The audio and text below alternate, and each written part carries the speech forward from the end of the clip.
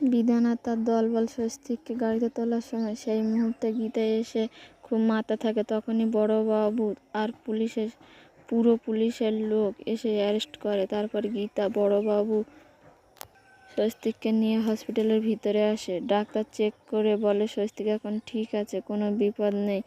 তারপর বড়োবাবুর সাথে থানায় এসে গীতাকে বলে আমি আপনার চিনতে পারিনি, আপনি আমাকে ক্ষমা করে দিন। গীতা বড়োবাবুকে বলে একজন তো জানতে পারলো আমি ঠিক ছিলাম, একজন তো ঠিক জাজমেন্ট দিয়েছে, আমাকে চেনার জন্য থ্যাংক ইউ।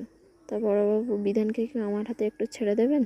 বড়োবাবু গীতাকে অনুমতি দেয়। গীতা বিধানকে দেখে থাপ্পড় মারল, বন্দুক দেখিয়ে ভয় দেখায়। গীতা, তুই আমার চরিত্রে কালো দাগ লাগিয়েছিস। আমি সবার কাছে ছোট হয়ে গেছি।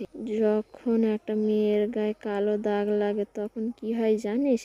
তারপর ভজন থানায় এসে গীতা ভজনকে দেখে রেগে যায়। তখন বলে বিধান তো সব কিছু বলে দিয়েছে, সাপও তোমাকে দেখে লজ্জা পাবে, সাপেরও একটা এথিক্স থাকে, তোমার তো তাও নেই। তাই বলে গীতা ভজনের জামার কলার ধরে ভজন গীতাকে বলে ভুলে যাস না আমি কে। গীতা বলে আমি ভুলিনি তো, তাই তোর জামার কলার ধরেছি, না হলে এক্ষুনি শ্যুট করে দিতাম দালাল। এই বলে গীতা ভজনকে ঠেলে ফেলে দেয়। ওদিকে জাগৃতি হসপিটালে এসে নার্সকে জিজ্ঞেস করে এখানে কি হয়েছিল। নার্স জাগৃতিকে সব খুলে বলে গীতা স্বস্তিককে বাঁচিয়েছিল গুন্ডাদের হাত থেকে।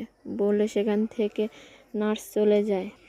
এরপর মেহেক জাগৃতিকে বলে ছোট বৌদি ঠিক দাদা, ছোট বৌদি ছোটদাকে কতটা ভালোবাসে, আর বড়দার সাথে ছোট বৌদির কোনো সম্পর্ক নেই।